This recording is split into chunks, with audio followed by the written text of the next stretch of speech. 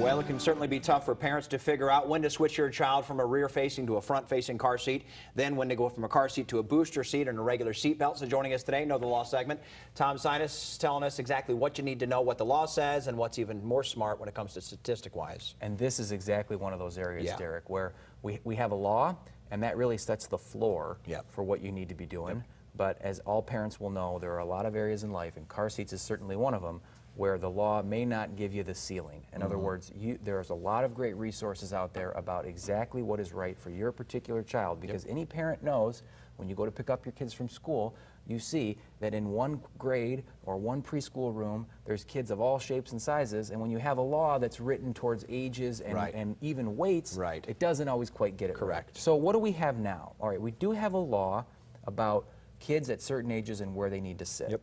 So kids who are ages 0 to 2 need to be in a rear-facing seat in the back seat, of course. What if they are older than that, that is up until they're 4, they need to be in a forward-facing rear car seat. Kids younger than 4 always have to be in the back of the car. Now, what's happening? Well, there's a proposal in the legislature, and it's called HB, which stands for House Bill 4951. And the idea here is to change the rules of the road, not so much about the ages of kids, but about their weights and their heights.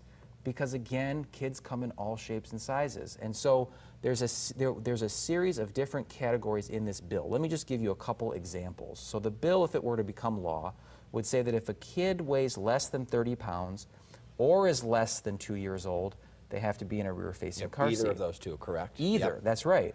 Another category, if a kid weighs more than 30 pounds but less than 50, or between the ages of 2 and 5, they need to be in a forward-facing rear car seat. Exactly. And so you can just hear as we talk about it, it's confusing because we're talking about these categories that have an or in the middle.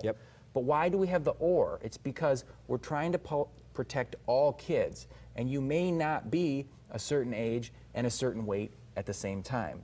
So we don't know if this bill is going to become law. The way the process works, of course, it has to pass the House, then it has to pass the Senate, then it has to be signed by the governor, and we may not see any activity on this, but we have until the end of the year. But what I think is good to think about is to look at this bill as an example of the ways that we as parents should think about how to position our kids in the car. Even if this isn't law, it goes to show that, again, we may be here, but for parents, we may want to get up here when it comes to safety for our kids. Absolutely. Booster seats are out of time, but booster seats another level where you got to get them. It's based on their height. Also, you want the seat belt to reach across a certain part of their chest area as well. That's exactly right. It's why some kids don't have boosters and some do, because it depends on their height. So good stuff. You can find HB 4951 online. People can read it just for some ideas about what they may want to do. Okay, real quick, people will need to track you down, Tom. They can find us West Michigan. Give us a call, 616-301-3333. Online at www.sinusstramus.com or email at info@sinusstramus.com. Thanks, Tom. Thanks, Derek.